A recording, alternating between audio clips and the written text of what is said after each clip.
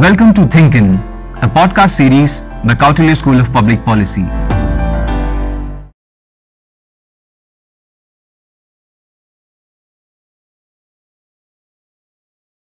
Today, the calendar shall read 26 November 2022. But for every Indian, the title 2611 is far much more etched in every Indian's mind. On this very day, 14 years back, 10 men came into our city, came into our country and carried out the most brutal attack on India. So today we are here observing the 14th anniversary of 2611, tragedy that struck India. We have with us quite a varied set of panelists, Mr. Vinayaka, Chaitanya, Mr. Vinay, Choudhary and Mr. Shuvabrata, Garai. So I want to ask you, Vinay, what was your first instant when you came across the term 2611 and what was the reaction to it? The first time I heard this, on that day I was in school actually, and there was a little chaos in my school. My teachers and all were discussing, and some sort of chaos was going on in my school. I was not sure what exactly happened, but simply I heard that there was a bomb blast in Bombay. So we went home, everything was done, and next day I guess it was a holiday, and that was the primary first time where I heard primary information I got that this has happened in the country. But eventually over the years I never heard, and sometimes we hear about Kasab and all. But when I completely got to know about 2611 was when I was reading about national security and all about India. We see the currently National Investigation Agency NIA was formed before because of this because of the repercussions caused by these attacks to handle terrorism cases and all. So then I was very curious to know what exactly happened during those attacks. Then I read about it and all. So in the same curiosity, I have also watched the movie 2611 by Ram Gopal Verma, where you'll be seeing how exactly they entered India, and which surprises every one of us, how the coastal borders were weakly protected. They easily came into India, just like they just entered India and attacked and created this much of tragedy to India.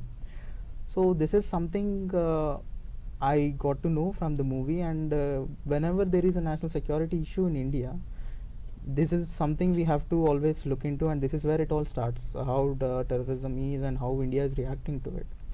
So in the movie you can also see that how the attack happened and what were the post repercussions of that, how Kasab was caught and how he was trialed, and you can also see the other side of the government and also the black cats who did not eat for around 72 hours and all. So in Hyderabad, post that incident also there was a bomb blast in Dilshuk Nagar and all. So this is something which always shakes us and pushes into trauma, mental trauma. True, right. I feel from your experiences that you have shared, I come to a conclusion that it was not just a mere attack, it was a war on India. Yes. And when we say so, I want to move on to Vinay.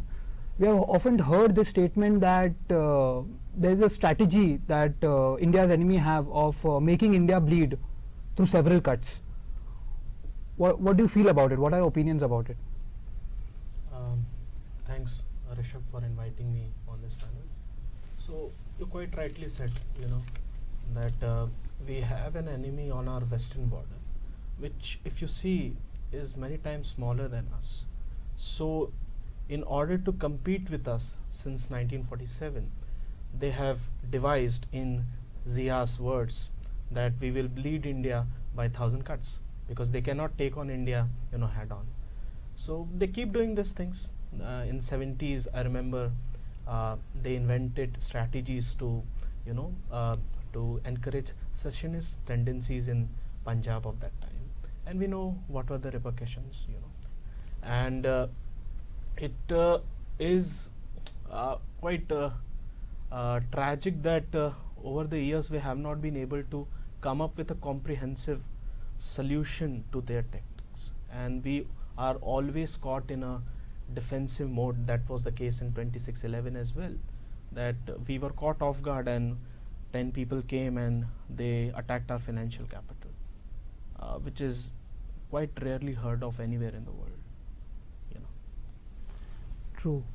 That was quite a brutal attack, but whenever there is quite an unprecedented attack, as I must say, but whenever there is an attack, there is a lot of collateral damage. Many innocent lives have been lost. And when we say so, just asking you, what was the scale of the collateral damage, or what collateral damage did led in the aftermath of the 26/11? I wanted to ask you, or during the course of the 26/11. So, lot of bomb blasts are not something new to India. It started, let's say, in 1993, but 2008 was totally different because of the scale, right?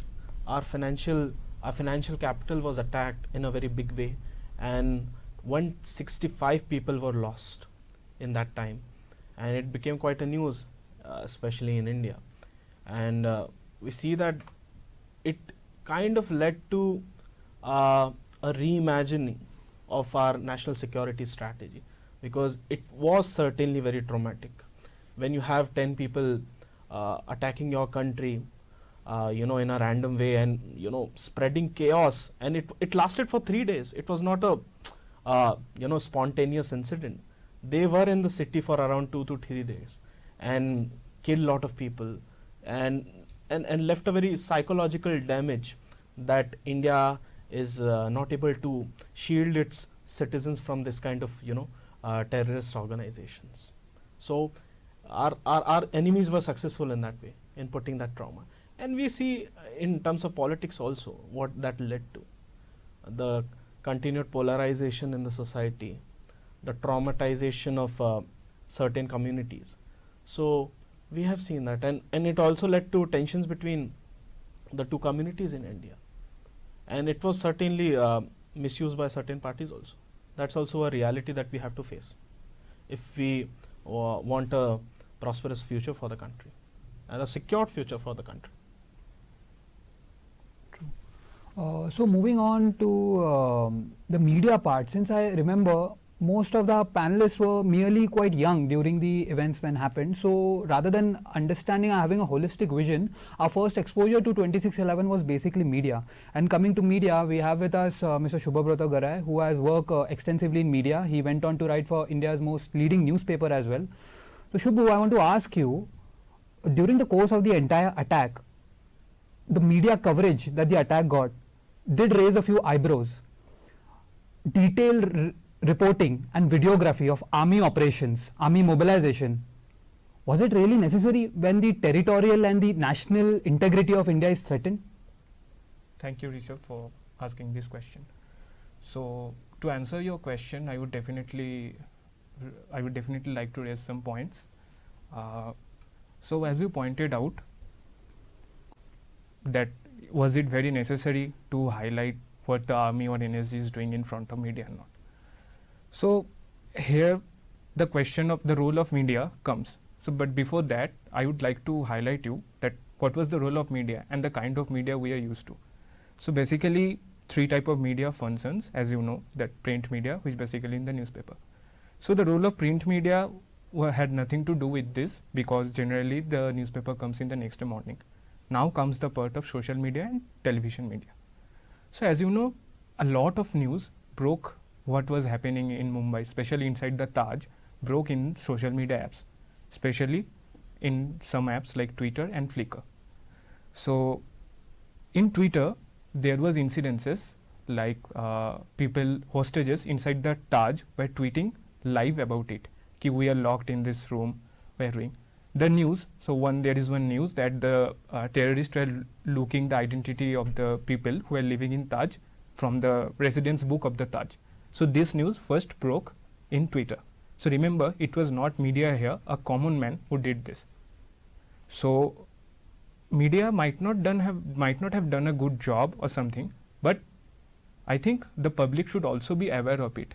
They should also know the repercussions, what could have been. They're also leaking a sensitive information. So as I mentioned, the Taj incident, that people inside the hotel were tweeting about it. Similarly, those some foreign people who used Flickrs, they also mailed their families who were living in foreign. So likewise, the foreign people also came to know about that incident through the Flickr app. And then similarly, on Twitter. So these were the two major things on social media that happened and went wrong during that time. And yeah, so also Mumbai was the trending keyword for almost 4 days in Twitter. So whatever, if you just gave the hashtag Mumbai, it was very easy for media persons to capture whatever information was there. So even if you are not that used to Twitter, if you just go and just put the hashtag, you will get a relevant information. So, and media used this as an opportunity. So it was the common person. I'm not blaming them, because in such a situation, we are not judged what happened there, what exactly went there. But then it was a very difficult situation. Now, where the media went wrong was the television media. We have seen that in front of the Narayanan house, when the NSG came down from the helicopter, that was entirely shown on the national media. And the handlers of those terrorists who were sitting in Pakistan were directing them ki don't go this, don't go there. So that was wrong where the television media went wrong. Now here comes two questions which I would like to raise, that this was a issue which was of national interest and something there is called public interest. This issue media, certain section of media made this issue, converted this issue from a national interest to a public interest. Now in India, there are no certain laws which says you can't cover this, or even the Press Council of India doesn't have a particular law which says that this is a national interest and you cannot cover this. So now here comes the game of TRP. Every media person, every budding journalist once their career wants to break a story, and many journalists they became well in their career because they covered these incidents well. So I can't say that media persons were wrong, because if you don't have a guideline, how can you say which is wrong and which is right? But on the other hand, I do accept that in cases of national interest, there must be some law. We cannot telecast everything what is happening. And this is not the first time, like it happened also during wars. We have been reporting from borders and way. So in a way, we are giving our enemy advantage, some sensitive information. That's right. So there's the media definitely went wrong. And Meera Chandani, one of the renowned journalists in India, she has done extensive work. She has done some research papers. She has extremely pointed out these issues where the media went wrong. But on the other hand, we need to know that unless there is a certain guidelines, what to report, what not to report, we can't say that this is right or wrong. That's my point. Shubhu has raised some valid questions on this new age media of social media, where it can make as well as mar public opinion, as well as a set of restraint that the traditional or mainstream media could have observed during the attacks of 26/11. So the next question I want to raise to you, all of you, holistically, is that we are aspiring to be policy professionals. What kind of policy solutions do you suggest that would help India to prevent such attacks in the near future? Starting with you, Vinayaka. I want to highlight the thing which Shubho has said, ki there is no law or there is no guidelines which for the media where it says this can be covered and this cannot be covered. So these kind of situations where media plays a key role, and we can clearly see how media gave the information indirectly to the terrorists, like they just took the advantage of it and made the attacks. So there must be some guidelines for the media and also some restrictions in social media when these kind of situations are arising, because of the fact that the situation will be under control, and so that the terrorists in the first place don't get advantage and the public is also in peaceful situation. So that thing is something which I would suggest. And also, as I have mentioned just now, that the coastal borders are very weakly protected, and we need to increase our securities and naval strength in our coastal borders and also along the land borders of our nations. These two might actually help in the long run in countering terrorism. Yeah. Moving on to Vinay. So I think Vinayaka has covered very important aspects, that how we can strengthen that. My point will be, as late CDS Bipin Rawat has said on one occasion, that we need to really control the radicalization of youth that is happening. Because if you remember, this whole problem started in Kashmir when they were able to radicalize our young population into believing certain agenda. And we have not quite considered this aspect, into our national security strategy, and we should start doing that, because if some youth are taking part in this kind of activities from our side, then it becomes it increasingly becomes difficult for the security agencies to control this kind of situations.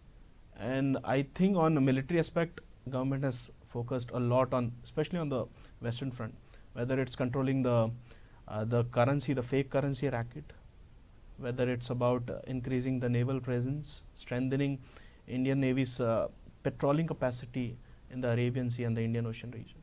So I think that has happened, and the next thing is that you have to squeeze the enemy as well, so that they will think 1,000 times before even doing such activities. And that has happened. If you see, in the last 10 years, we have hardly seen any terrorist attack outside Kashmir, or let's say in northeast.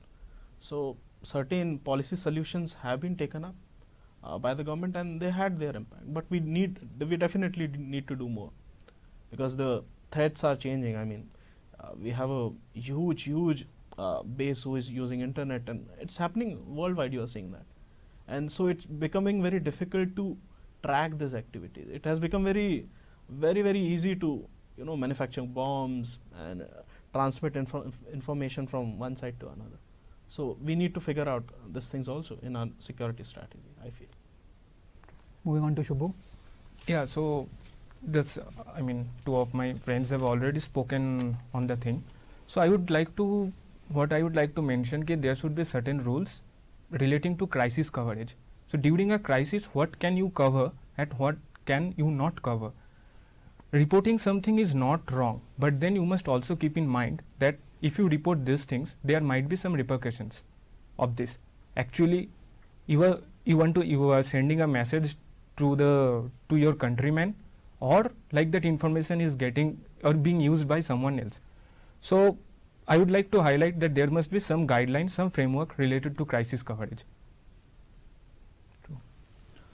Quite valid points that you guys have raised, and surely in the year or two, when we will leave this institute, and we hope to work and extensively work in areas where it might lead to bigger good of India.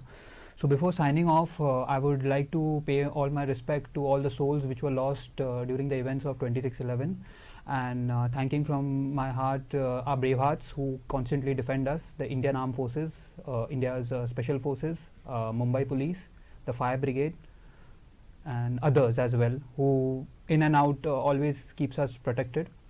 Thank you. Jai Hind.